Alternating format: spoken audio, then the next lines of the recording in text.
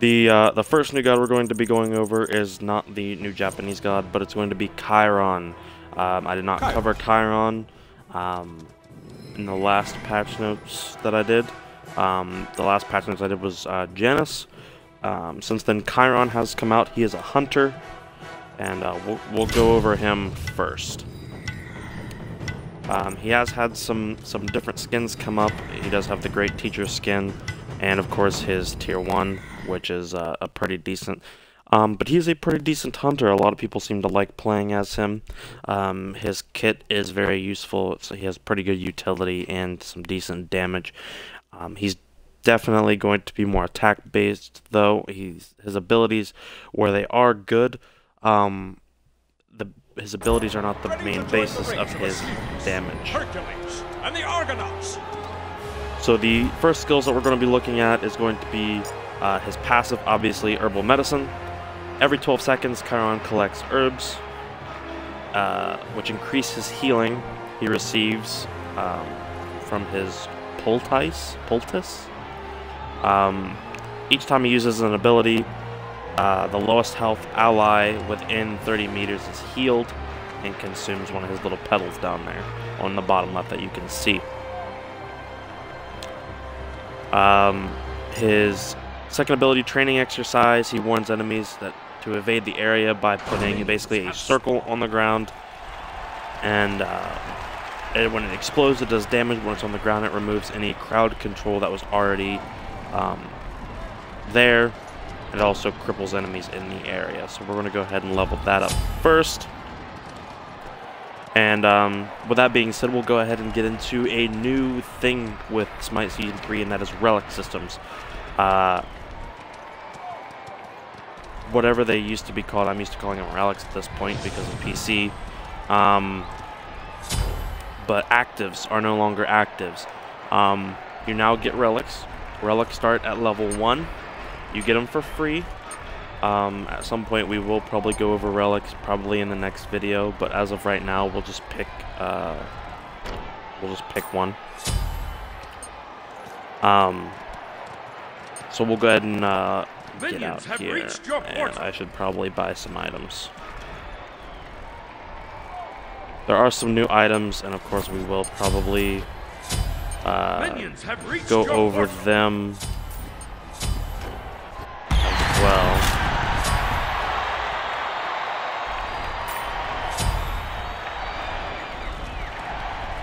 But basically, so you get these relics, you get them at level 1, and then you get them at level 12, and they are free. So as you can see, this is his one. It pops it down, there's a little circle, and then eventually, of course, it explodes. The good thing about that is you have to do it to where they already have a CC on them. If they don't have a CC on them, it doesn't cleanse it. So say they're already frozen by Ymir, they then have to put it on there then, if he's already frozen. So say we'll just use the Ymir frozen thing again. Someone gets frozen, throw it down, it cleanses them of that, explodes around people to do damage. It's very useful in team fights if you have a composition that's very CC heavy. Now the second ability is going to be Masterful Shot, which is a very, very good skill.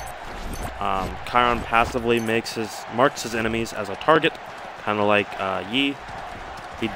When he damages with basic attack. So every time you hit something with a basic attack, you mark the enemy.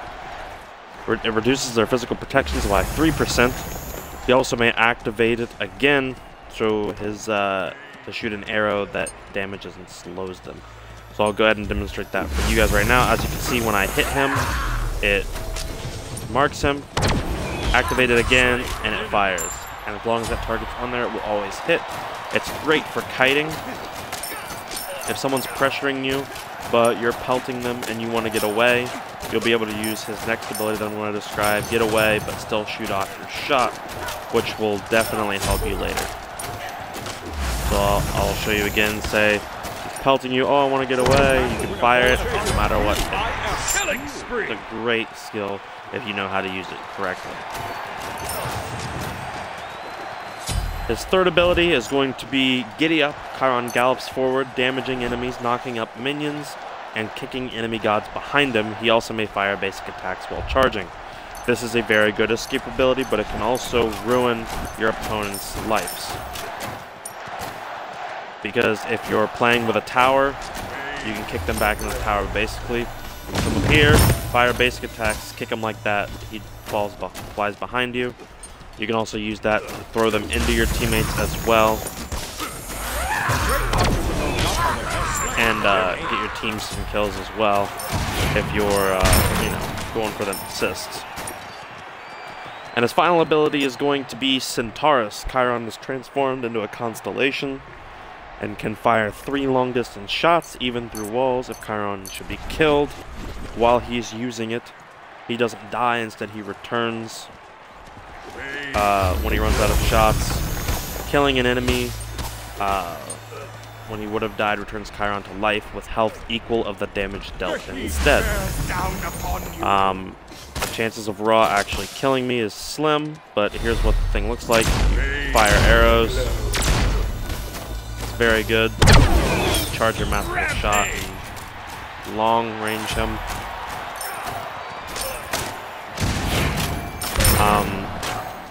Since I usually play with ability-based gods, Chiron isn't the best for me. But someone who I do play with is very good with, say, Rama or Shivalanke, which seems to be very good in this meta for Season 3. It's a very good god to learn how to play. Because if you can use his abilities well, he's someone who, especially with his healing, because he heals constantly, which is very, very useful. And as you can see, we are level 12.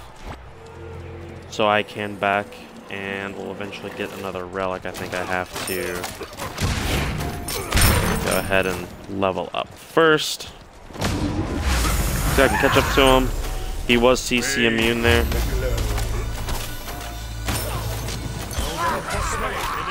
So I wasn't able to completely kick him back.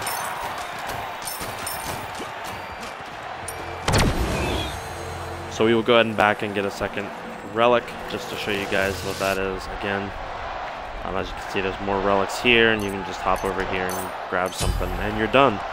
So ladies and gentlemen, that's it for Chiron. We're going to go ahead and exit out of this game, and I'm going to show you guys the next god to start the Japanese pantheon. Now, they decided to add this, it was early into, it was still in Season 2 when they added her on PC. But for a god, her kit is very fun to use, but she is very technical. I've seen both very good players with her and very bad. There's no real medium in there. She's never someone who, if you pick her, you can never really pick her as a safe pick. If you pick her, you're either going to get very far ahead, which usually happens, or you're going to get thrown a bit far behind. And she's not that good with being behind, unfortunately. You can catch up with her, though, because she is very bursty. But we will have to get her next. I don't know why it's telling me I'm having connection issues. If it doesn't let me in, unfortunately, I will have to play her on the Conquest, but I can show you guys her abilities at least.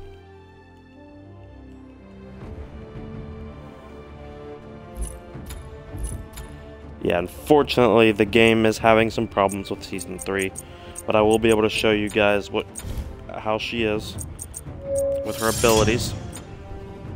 Her passive, well, first, this is Amaterasu of the Japanese Pantheon. First of its kind. Her passive, Divine Presence, she harnesses the power of her jewel, healing herself every 4 seconds, and creating a persistent aura that buffs nearby ally gods. Every time this ability is activated, the aura switches between Valor and Benevolence. The heal scales, of course. The Benevolence aura, or as I usually call it, the yellow aura, buffs everyone's movement speed that's around her, all up to 25% at level 5. And the Valor is a power bonus that buffs all the way up to 35 bonus power at level 5. That's her passive. Her first ability, Heavenly Reflection. She charges her mirror for 5 seconds, which you can detonate early. While the mirror is charging, she takes decreased damage. By activating the ability again, she fires the mirror straight ahead of her in a line, dealing damage. The mirror, when fully stacked, goes through all minions and stops at the first enemy god that takes damage. And when it's fully charged, it deals double the damage, or can deal double the damage. Of course, the protections scale. The mirror damage, of course, is very, very powerful, but at full charge, it's even better. And when I show you guys this on Conquest, it's pretty cool. Glorious Charge, she shines the light of her Sacred Blade, silencing all enemies in front of her.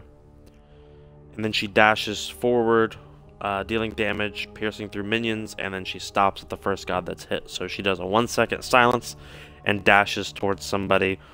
It's a great escape as well. It's a good engage, depending on how you use her. Dazzling Offense, which this is the one that is very interesting.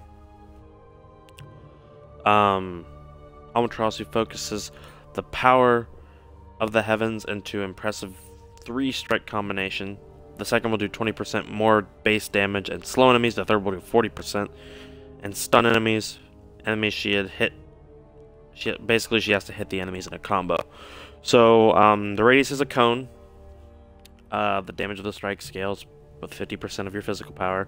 And the slow duration is 2 seconds, the stun duration is 2 seconds. So basically you have to hit one god 3 times. If you only hit them twice, they get slowed. If you hit them the third time, they get stunned. If you only hit them once, you just do the base damage. So she'll swing 3 times and you have to hit them all. And then the Divine Presence is actually her first ability. They have them weird where her passive is at the bottom. Her passive is actually Illuminating Strike. She illuminates enemies she hits with basic attacks. After 3 hits on the enemy, she gains an aura, exposing their weakness and causing them to take more damage from all sources. Any other enemies that come near the afflicted target are weakened as well. 10% increased damage taken with the aura. Stacks for 5 seconds. Max aura is possible 3. So basically, as you're basic attacking after 3 hits on one god, they take 10% increased damage, and then if 2 other gods walk near them, they also take that damage as well. She does have a few skins. She of course has her Cerulean Sky. That's just her recolor, and then her tier 1 or tier 2 is her Shining Heaven, which I really like it. It's very lore based. But she's a very cool god to play. Hopefully, looks like the delay issue is still happening. So unfortunately, I'm not going to be able to play her on this one. Which is kind of a bummer. But hopefully, in the next video, we will be able to play her. And hopefully we can go through some other stuff as well. But that is the new 2 gods for Season 3. I hope you guys enjoyed. As always, I'm Master RKO. If you like this video, click that like button, and if you want to see more, click that subscribe button. Adios.